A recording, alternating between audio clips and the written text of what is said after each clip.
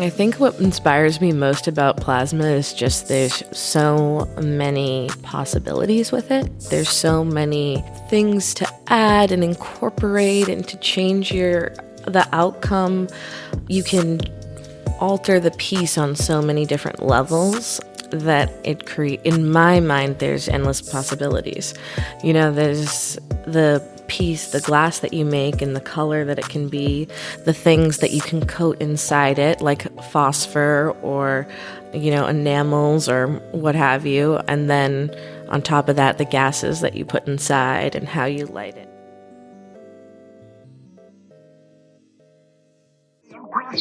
Neon lights, I'm baffled. Pick it apart like samples. Give me all I can handle. Light me up like a candle. I'm taming lightning. Percy got that lightning. Plasma in my veins. Glass room in my life. Today's podcast is proudly sponsored by Alta Robbins, a leading provider of precision engineering solutions. In the realm of neon signage and plasma artistry, Alta Robbins is known for their high-quality valves. With a focus on reliability and efficiency, Alta Robbins valves are meticulously engineered to seamlessly handle the demands of these creative processes. Alta Robbins understands the importance of precision in every neon-filled tube and plasma sculpture. Their commitment to excellence is evident in their products, making them the go-to choice in this field. Visit their website at altarobbins.com to explore the range of valves. If you have any questions, you may call them at 801-785-1114 or email them at altarob@digis.net. You can find links in the show notes. Hello, Lightning Tamers. This is episode number 55. And in today's podcast, recorded June 1st, 2023, I'll be joined by Angela McHale, a.k.a. Angie, a.k.a. The Rose, featuring Patrick Gadzinski. We just finished up the week teaching at the Pittsburgh Glass Center in a class called Under Vacuum, a flameworking and plasma intensive. We'll get some insights into being an instructor or educator in the field of glass and plasma, nerd out about scientific glass, and discuss the challenges and learning opportunities found in workshops for professional practice. Welcome to the podcast, Angie and Pat. Thanks, I'm so excited to be here. Yes, thank you for having me. So just starting out right off the bat, teaching experience. Angie, you've taught before. How many different classes have you taught, and maybe what kind of experience TA has helped kind of foster the confidence that you have for teaching? Yeah. Well, teaching has always been sort of a part of my art practice. When I first started blowing glass at a public access studio, I honestly was just around, teachers so often. The first class I ever taught, it was just like a coincidence. Like someone came in 2 weeks early for their class. They got the dates mixed up, and my boss never liked to send anybody away. And I was in the flame shop, and she was like, "Will you just show this person something?" So and from there, I was trained to teach after that. So they started hired me as a teacher.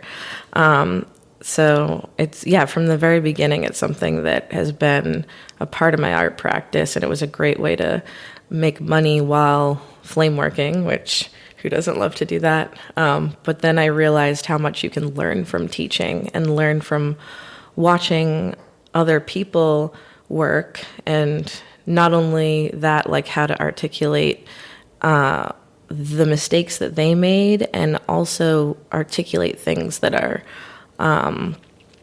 muscle memory to us. When you try to learn how to articulate something that your hands just can do automatically, you really start to understand that better. So that's why I think really teaching to me is a lot of fun and exciting, and you get to share glass with other people. Yeah, and it shows that teaching is a skill, and not an inherent part of a mastery of applying or technical prowess. And Patrick, have you taught before? I've maybe taught like one or two classes to like friends or something like that, but this is probably my first like real experience with like a full-on class and stuff like that, other than like from the standpoint of a student. Yeah, so like tell us a little about your background here, just briefly. I know that you have also graduated from Salem, or you? Yeah. So I just graduated from Salem. I started there back in 2020. Before that, I'd been blowing glass for about 2 years, just artistically making, necklaces, pipes, pretty much anything that I could, but nothing really substantial at that time, compared to what I make now, at the least. And then went to Salem just because I was tired of going to school for something that I didn't care about at the time, which was just, accounting, which was something that was just not really what I saw myself doing, and even being happy from that. Yeah. And then so I went to Salem just so I could like secure at least, I want to blow glass for the rest of my life, and I felt like that was the best way to go about, at least I could get paid to do it in some fashion, at least if I was working for a scientific company at the least. Even I was still making some money from my art at the time. Fast forward to now, I just graduated. I've had 2 scientific jobs already. I'm about to start my 3rd in 2 weeks. Nice. Yeah, and I'm excited. I really love working with glass, and I don't think I would want to be anywhere else. Yeah, glad we caught you in your transition. I know we kind of pulled you out of the way a little bit, but... Most valuable TA. Yeah, no, it worked out well. I've had a great week. I mean, I don't know. This could have worked out better. MBTA, yeah. And that's sort of like part one of the discussion would be talking about teaching and this class. So oftentimes... people are really excited about plasma. They want to take the class. They're excited about making things light up. Both of you have had experience in that process and to having opportunities to take classes and see that and experience fully. And there's a challenge to teaching plasma.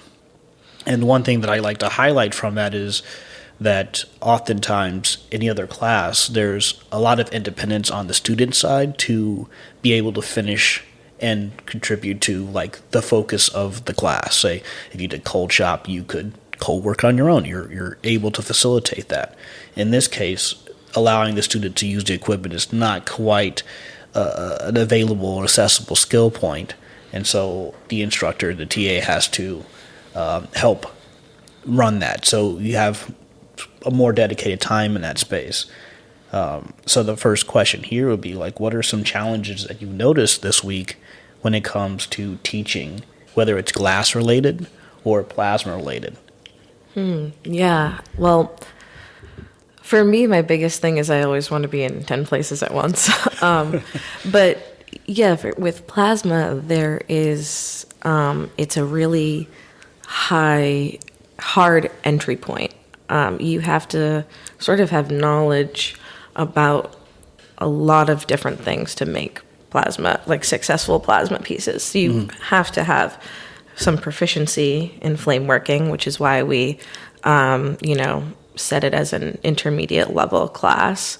Being able to flame work really helps your success level because there's just so many little things that can go wrong, not only in designing a piece, but in when you're talking about complex sculpture or apparatuses, you're working in a lot of seals. There's just so many spots where there could be tiny little holes that you then have to go back and fix. It just complicates the process, especially... so you need to be a proficient flame worker for one. And then we throw all this science stuff with the plasma and the gases at you. And then, on top of that, there's the technical and electrical component and safety and all that stuff. Yeah. So it's definitely... that's why I said in the beginning of the week that by the end, everybody would have full, soggy sponge brains. We're tossing a lot. It's tossing a lot at people for sure in a short amount of time. Yeah, no, for sure. One of the things that I noticed too from at least taking a different plasma class before is, and it definitely translates to this one too, is the range of skill levels makes it so that like everybody kind of ends up needing some help at some point with something. You know, even if it's just sealing on the electrode or, you know, getting off the filling tube and something like that. Something that might be simple to someone is a little bit harder for others. Yeah. And, like, we have that a lot at Salem, too. Like, because anybody could take that class, too.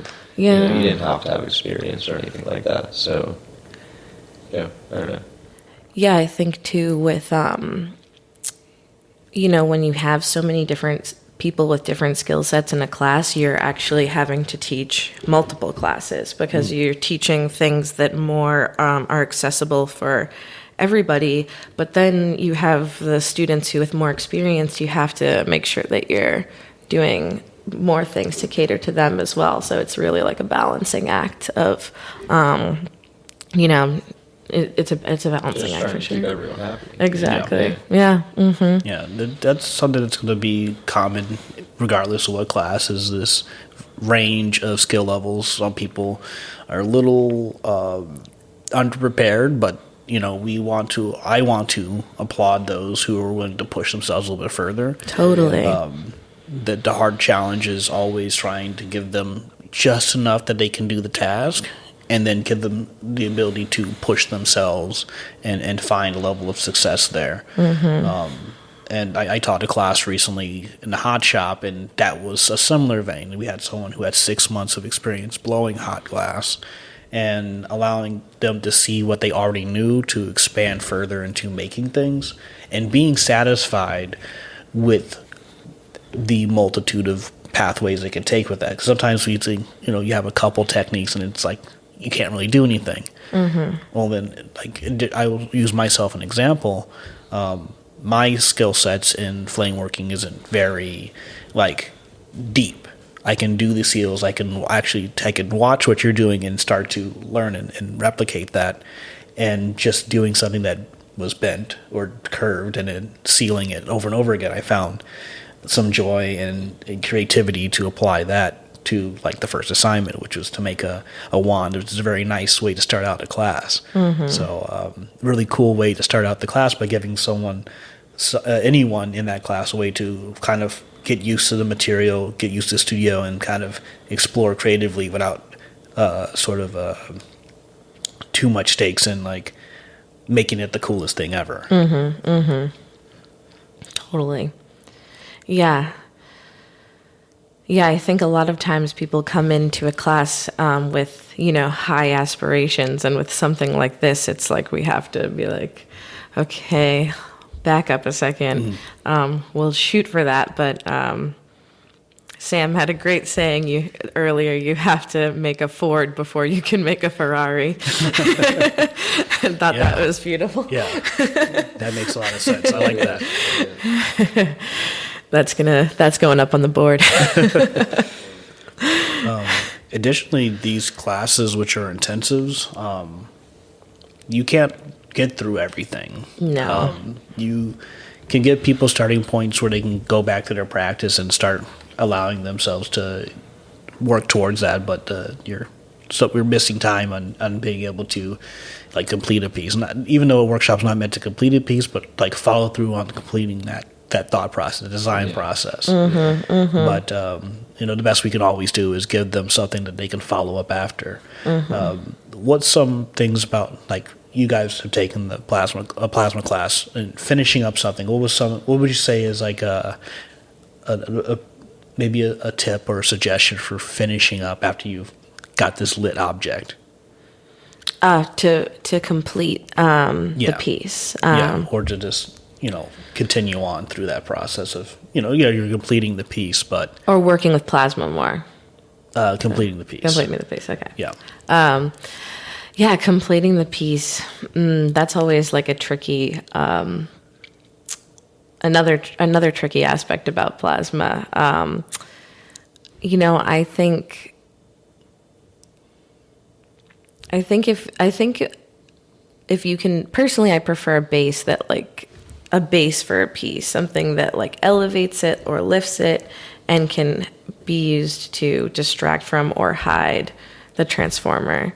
And I think, students definitely should not use anything metal as to finish their piece. But I don't know, something. So I personally, I don't know, think it's best to work ahead of time and plan in advance if you can. That's a tough one. I mean, are you talking about specifically like after the piece is totally done, and like how do you display it? Like for example, I just filled a piece for Nick, and tomorrow we're gonna tip it off, but maybe like a tip in terms of like, I guess I would suggest in this case, we spend a week going very fast.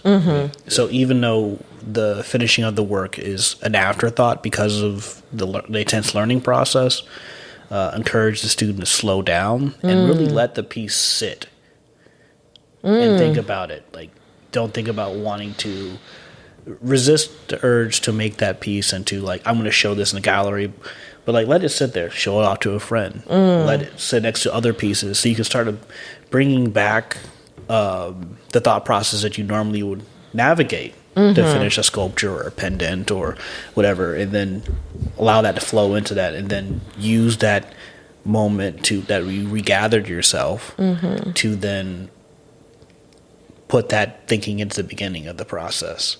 Yes, yeah. Well, I definitely agree with that. I think it's so good to like sit with your plasma and just enjoy it and like experience it, like bathe in the light is very I don't know, especially in the class we haven't had the opportunity to like sit in the dark and like enjoy a bunch of plasma. Like we're gonna get to do that tomorrow. It's so nice. It is sitting around a campfire with that's what Amy would call it. She's like, it always gives you that feeling of just like looking at a campfire. It really does. It's very like, it can be so comforting. That makes me think of like things to write down to think about. But I definitely can agree with that too. You definitely got to sit and just appreciate your work. And I mean, the more you like, I feel like just have your plasma lit and just hanging out with it is going to make you want to just get out there and do more and just expand across that idea. And it also gives you an opportunity to reflect on the work that you did and what you might do differently again. I think that's really important too. I tend to find the first time I make something, it's like the first time you make something, it's not going to be probably the best way you do it. No, definitely not. There's always probably a better way to consider how you executed a piece. What I've been saying all week, many roads lead to Bethlehem. So that initial exploration can be always a learning experience when you reflect on it. No. Any so I'm going to try to ask another question to help with say, so far this class has been pretty well. Like, people have been really pushing forward. Definitely people will be struggling. And everyone has certain projects they want to work on. What is something you observed from any of the students that you find, interesting, maybe even inspiring, that they've done, talked about, or have produced? Well, I guess I would always, I'll start this with a confession. I always really want to do right by students, and so I feel like I leave every day thinking did I do a good job? Everybody has seemed really excited, and I've been in a lot of stimulating conversation about glass and plasma and art, and also overheard a lot of great conversation about glass and plasma and art. And so that is, I don't know, that's very rewarding to me. I literally started rambling and forgot your original question. I'm sorry. I thought there was one student in particular that was making those cool apparatus that you could fill with some alcohol and heat it up from the bottom and then light it on top, and there would be a nice little like flame burning on the inside. It was just some cool type of scientific thing that I've never seen before, and even having some scientific training and making a few different types of condensers, whatever. It was just interesting to see something like that was totally outside of anything I'd seen glass related before. Mm-hmm. Even though it wasn't plasma related, it was still pretty cool. It was definitely inspiring. He's definitely an exciting student. But the students, of course, who have more glass experience, I'm like, I'm excited to see what you will do with this. And then even the students who are more just still building up more skill level, I think it's great to see people take in this information and then come back with it. Mm-hmm. It's just like my previous experience at the Pittsburgh Glass Center, where I took a class and got so excited that's on hollow sculpting. That's where I learned how to hollow sculpt, that I came back and took the class a second time. And I think when you get that second come around, there's just an explosion of knowledge. And so they've got the nuggets, and they're going to build up a lot of stuff with it. I think particularly Chris is my student in the class. She's a student from back home who's traveled here to take the class, and she has really done so much work in such a short amount of time, and is really determined. Even when things don't work out for her, she is still gonna pivot and make something anyway. When she has a great mindset for working with glass, especially for someone with her at her age who there's other, I don't know, Because at the end of the day, glass breaks, and with plasma, it can break so many different ways. There's just that extra step of having to put it under vacuum and having to make sure certain things are just actually perfect. And a lot of times you don't have to do that with Boro. Yeah, and I think being determined is a really that's a necessary skill for a glass blower. Because it can break at any time, and you can finish a piece and make it perfectly, and then you can trip on your way into your house and drop it and smash it. Yep. I've done. Yes, relatable. Mindset's very important. That's what's inspired me a bit. Is I appreciate when people come in with the right mindset, which is that this is a place and a point and a space to learn. And so it can be very challenging to help convey that mindset this is what the workshop's about. Sometimes it's used to really complete something, and that's very hard to do in that environment. I like Doug's attitude. He's been here many intensives, and he comes in and he learns something and he brings it back every single time. So it was fun to see him grow through different types of classes that are involved in this space that he's interested in, which is creating something that goes under vacuum, and whether or not it was plasma itself, he's interested in the knowledge that's conveyed there, so he takes it home and works on it. Even someone like Tori, who's been here last year, she comes in, spends somehow these classes line up within a week or so of each other, and she just spends 2 to 3 weeks in Pittsburgh or in the surrounding area doing this stuff, and then comes back and does it again. So having people who come in and start really trying to apply this stuff when they get back and then come back again and learn more, that's fun. Hopefully eventually there's more established places where they can start to get off the ground a bit more. Because sometimes you want to stay in that spot of the learning, but then eventually you have to, when it calls, right, become the teacher in some ways. And for me, that's been a really hard thing. Because I need to have this other person here all the time. But it's really cool to have you come in because you're leading on that. And I'm man, this person knows what they're doing. And now I could be here with other cool people and just start seeing how we can keep pushing it to the next level. Yeah. So that's really exciting. Yeah, it's been great working with you as well, just because I love seeing another person who is just like dedicated to like just spreading knowledge, and then through that spreading of knowledge, like also learning more. And I think that that's a really great outlook to have on it. And so it's been a pleasure. And it's definitely great to have someone who's so knowledgeable about plasma, like assisting in the process. Just as both of us have pretty decent knowledge about flameworking. Like it definitely helps. On the other side too. Yeah, this load definitely could not have been just me and Angie. Like we needed you and this team to carry that middle point. Yeah, because by this stage, I'm just setting up stuff, leak checking while you're doing your demos, and while you're getting stuff ready and helping students seal stuff, and that's really been awesome. Yeah. Thanks. And it's been a great learning experience for me too, because it's hard to, like I think you said it earlier, it's hard to articulate stuff that you kind of just do automatically. Mm-hmm. And when you're able to do that, when you actually are able to put it into words, it's like you actually understand what you're doing, and that's just like it's like a nice moment of clarity. I don't know. Mm-hmm. All right, so I'm going to turn to focus on the history of Angela McHale.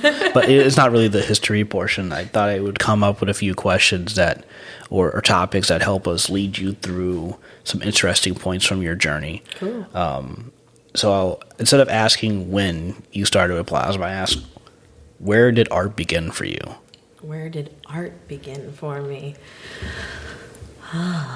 Lowercase, capital A, does not matter. Maybe even simpler, where did creativity begin for you? Okay. Yeah, I guess going back, I have always used art in some way as an outlet.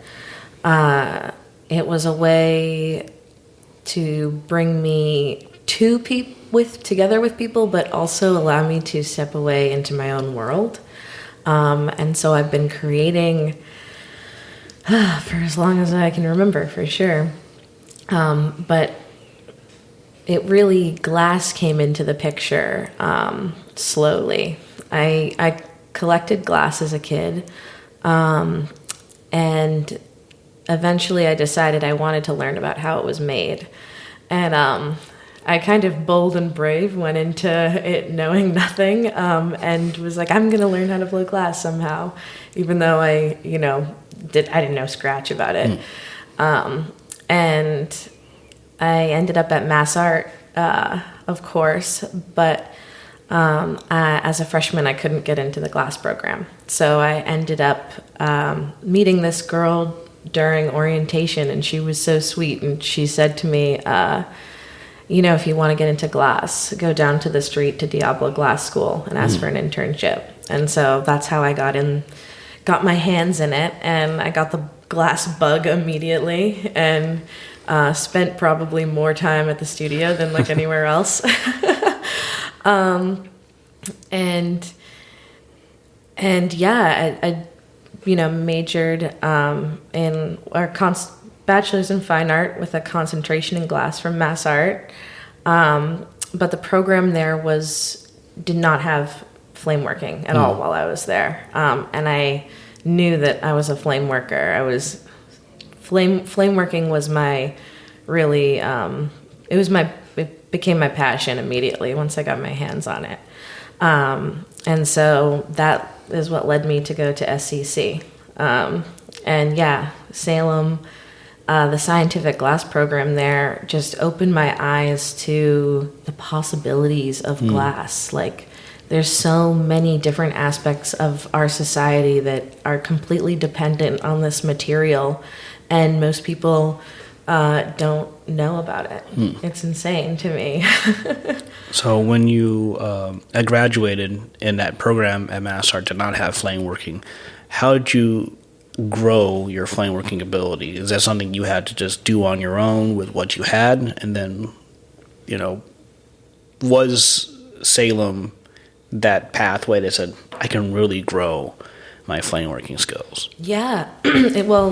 It started out, in the beginning, I took a bead making class, and then after that, I started reading Contemporary Lampworking by Bandhu Dunham, and I would practice the stuff that I read in the book or watch YouTube videos.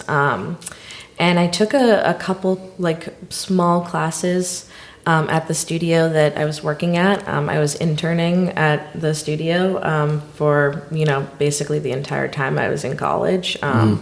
So I would work in the office in exchange for time in the flame shop. So nice. I got to, nice trade. It basically was like a 1-for-1 hour trade, which was pretty cool. And then I started teaching there, so I would also get paid to hang out there sometimes. That was great. So I got to practice a lot of flame working through that. I never really flame worked at the college. I just worked in the hot shop there. And then while I was at Mass Art and for a couple of years after, I would travel and take classes. The first place I ever took a real class was actually here at the Pittsburgh Glass Center. So it was the first time I ever took an intensive workshop, a hollow forms class with Robert Mickelson. And I was just blown away by how he works, and also how he keeps no secrets, and he just dumps information on you, and it's just so knowledgeable and kind. And so from there I started taking classes every summer. I would either come to Pittsburgh Glass Center, or I went to Pilchuck a couple times. And it was actually at Pilchuck that I met Katie Severance. Shout out to Coach Kate. I love her so much. I met Katie at Pilchuck in 2018, and she told me all about Salem. And, I think I went to the IFC the next year after that. And I was just so shook, all the flame working, and just how it was a program really dedicated to it, and also so cheap and affordable. I think it was cheaper for one semester at Salem than it was for my class at Pilchuck, which was 2 weeks long. So it's a pretty good deal. Shout out to SCC. But yeah, then, and I don't know. So I had been flame working for 6 years at that point when I decided to go to Salem, and I kind of just went into it. Even though I had this experience, I went into it as if I knew nothing, and, was just took notes on everything that I learned, and really tried to apply the scientific glass skills that I was learning to my art. And I think I ended up being pretty successful in that endeavor. So we got hot shop, furnace blown glass, flame work glass, scientific glass, and plasma. Yeah, I've done some casting and stuff too. I'm a big glass nerd for sure, but flame working is what gets me most jazzed. Do you think you may end up exploring casting again? No, because I'm a sort of an instant gratification type of gal. And flame working, I just get in there and it's fast and hot and you get it done.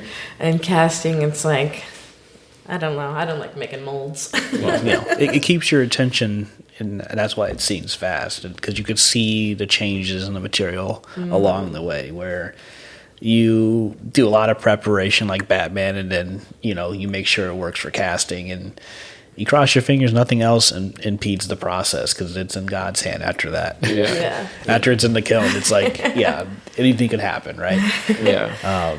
Flame working just requires pure focus at all moments. It's a full body experience. It's it happens right in front of you, and your hands are active, and it really can allow you to just step out of everything else and focus on just a task, and it's really therapeutic, I think, in that sense. You can just be, it's meditative. Oh, very meditative. So from that, what lessons did you learn from glass itself? And Pat, you're free to jump in as well to answer that as well. Yeah. from glass just in general. Yeah.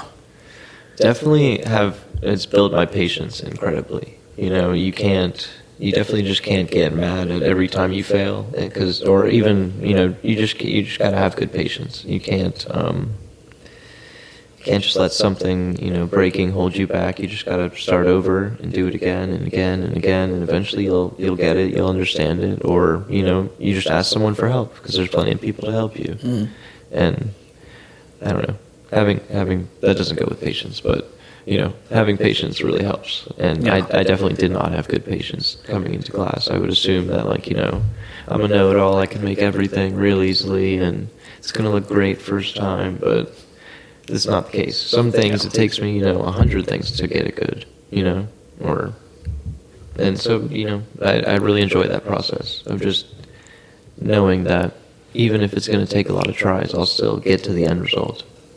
Mm-hmm. Yeah.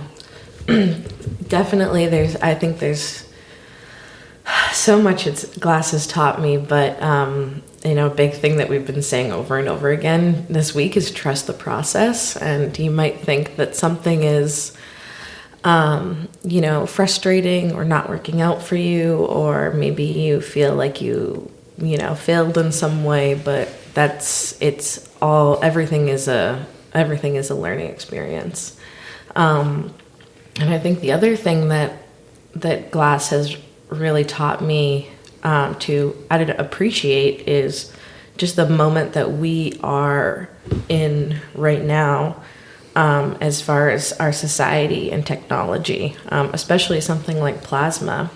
There were so many innovations that people, like thousands of years before us, had to make to get to where we are.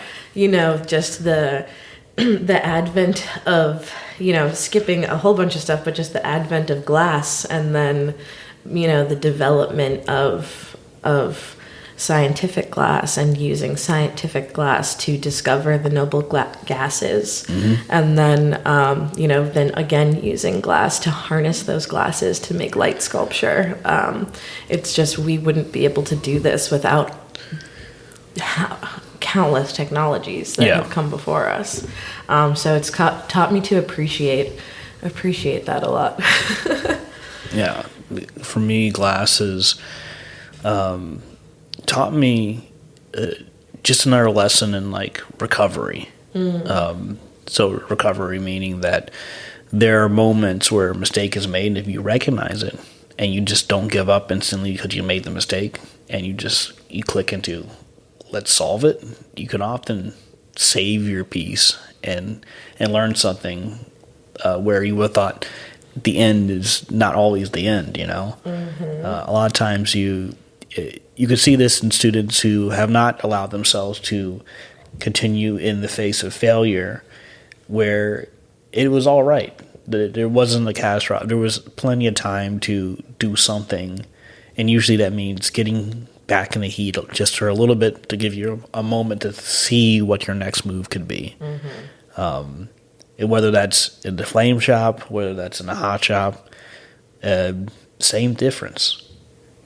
And especially, too, those pieces that you know, obviously the ones that go perfect are awesome, but the ones that you make survive and that weren't looking perfect but come looking pretty close to perfect by the end result are, like, sometimes more meaningful than the ones that are just super easy. Yeah, I saw moments today where it looked like you're about to give up, but you're like, nah, I got this. And you recovered. There was that one piece where I had to put an electrode on 3 times, and it cracked the 3rd time while I was putting the electrode on, and I was like, well, I'll just finish the electrode and then work on that crack, I guess. And it's fine as far as I know, so it's sitting in the kiln, and it's probably fine. But I saw gravity increase around you. Yeah, it definitely does. It definitely, it's what keeps me going.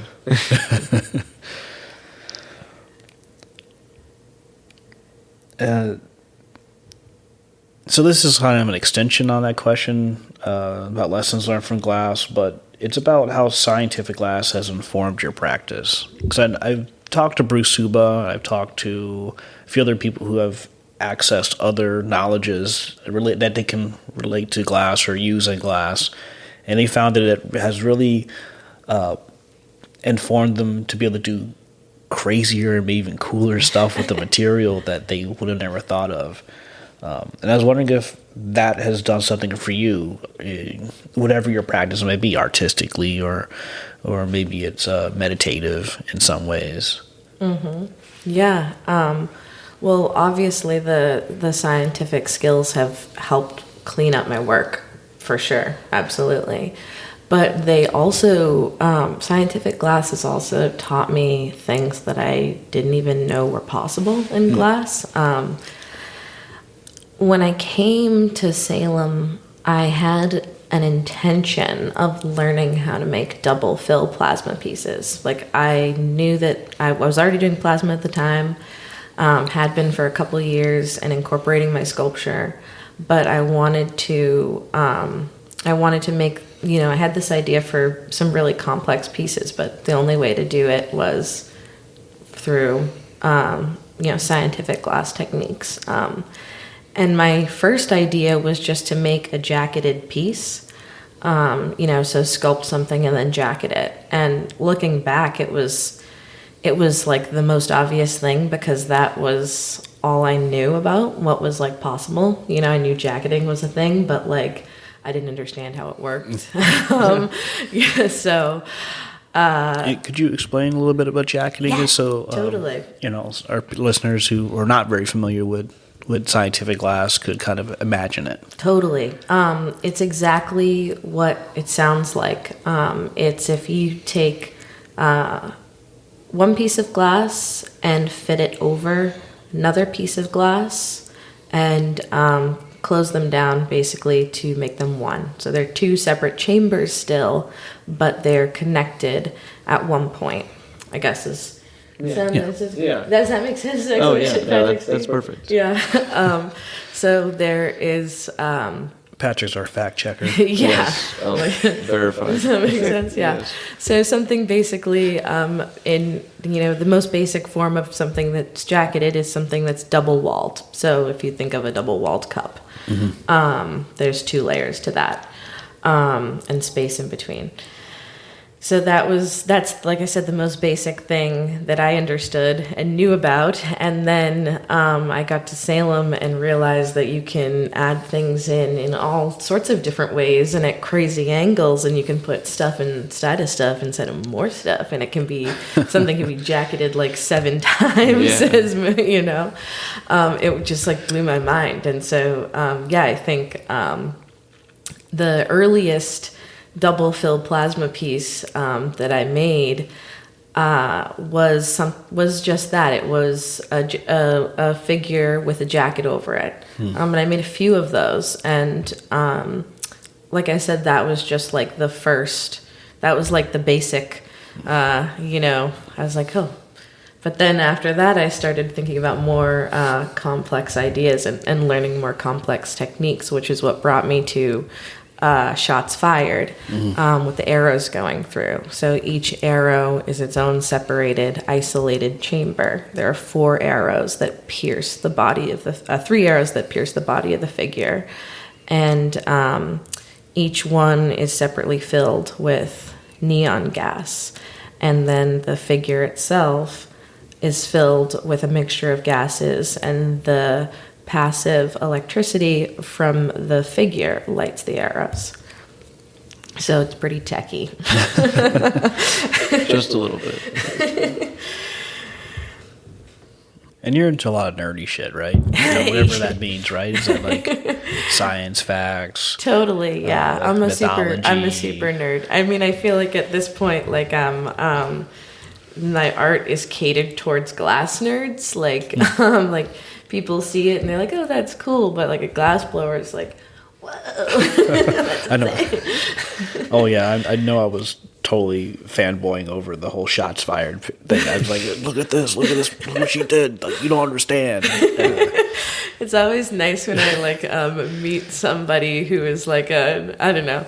I've bumped into quite a few people who flame workers and scientific glass workers that I really admire their work, and they'll be like, "Hey, that piece, wow!" And I'm like, Oh my gosh, thanks. So I feel like, appreciate it. yeah, if you're getting compliments from other glass blowers, you're really doing something right. I'm gonna stick with that for sure. Yeah. Yeah. And then I guess I'll close up with this last question or last prompt. What inspires you most about plasma and in future explorations? I think what inspires me most about plasma is just there's so many possibilities with it. There's so many things to add and incorporate and to change the outcome. You can alter the piece on so many different levels that it in my mind, there's endless possibilities. There's the piece, the glass that you make and the color that it can be, the things that you can coat inside it, like phosphor or, enamels or what have you. And then on top of that, the gases that you put inside and how you light it and how you display it. There's a lot to consider, but I think there's a lot to consider, but there's so many possibilities, and also the conceptual potential, I guess, of plasma and incorporating light into your artwork. It's and then the effect that has on other people when they get to experience it. Like I love when people see plasma for like the first time and they're like, what? Like, my dad always has his friends come over and after they've been drinking, and I'll bust out some plasma for them, and they geek out over it. It's kind of funny and it's kind of cute. I like it. It's like, these people would probably not be exposed to this, otherwise. It's pretty a rare form of art at this point, and that's exciting too. What I find fun most about it too is just that it's not super new to the world and stuff like that, but in terms of artistic stuff brought to it, it's pretty new. So a lot of the stuff you're doing is kind of unexplored territory, and like you're saying, the amount of color you throw at it or the amount of stuff you seal inside of it is kind of, the first time people have done it with plasma at least, and that's a rare thing with glass. I feel like it's cool to be at that tip of the iceberg. I don't know. Yeah, it is a very new. It is a very new technology in the grand scheme of things compared to glass blowing as a whole. Not only the discovery of the noble gases was in the 1800s. So maybe 200 years ago at most. And then on top of that, working with borosilicate glass.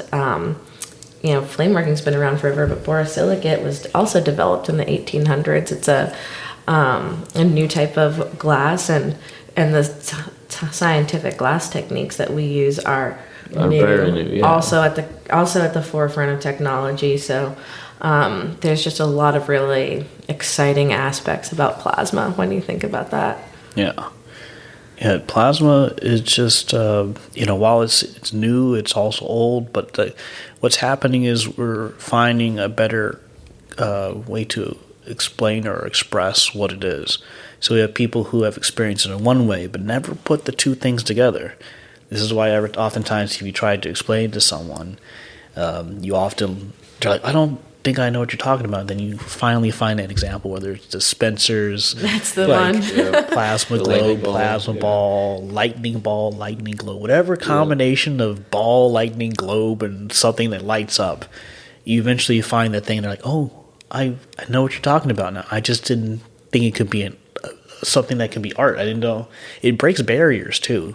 It's sort of the next thing you have to consider is how do you protect your piece when people no longer, because it's light, it goes through everything. You're like, oh, I'm going to go and touch this glass piece, and it says do not touch. It doesn't matter. It's it's the next level of fire, right? You're just like, I'm going to touch that piece on the. And especially too if they come from the background of just knowing, the Spencer's, lightning ball that you do just touch. You know what I mean? And it's just free to just put your hands on whenever. It's fire. Yeah. It's like fire. Fire is a partial plasma. Yeah. People still poke at fires and throw stuff in there and want to touch it. Yeah. Well, it's been awesome. We got one last day to kick it out there and make sure we get all this plasma pumped and see what people have made. And then light it all up too. Oh yeah. That's the best part. We'll see what happens then. Yeah, it's been really cool to see what we've been able to accomplish and convey in a really short amount of time. We've covered a lot of different topics and definitely maybe bit off more than we could chew at one point. But definitely more than most people can learn in a week. But it's still like plenty of knowledge. You've done more demos than I thought anyone could ever do in a single day.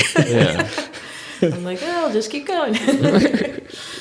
But won't stop. Yeah, where can we find you, Angie, on the interwebs?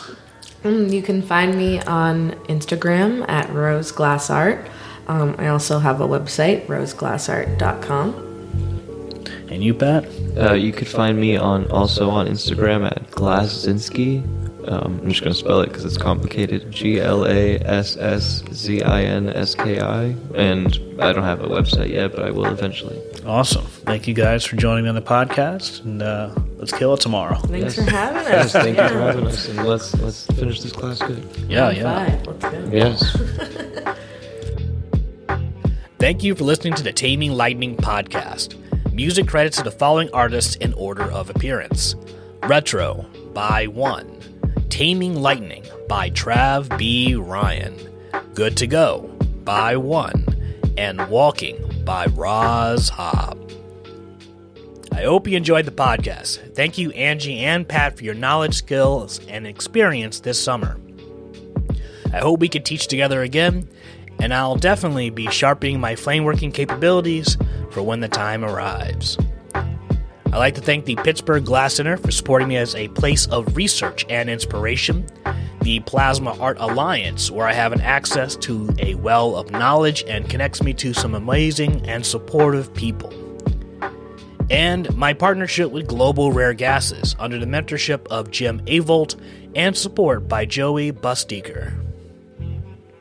If you'd like to support Taming Lightning, subscribe to the newsletter on www.taminglightning.net or follow on Instagram at Taming Lightning. Other options for support are one-time donations through Ko-fi, spelled ko-fi.com/taminglightning. Or you can join me on Patreon for additional perks and benefits. I have links provided in the show notes. Feel free to share, comment, and subscribe, and I'll see you next time.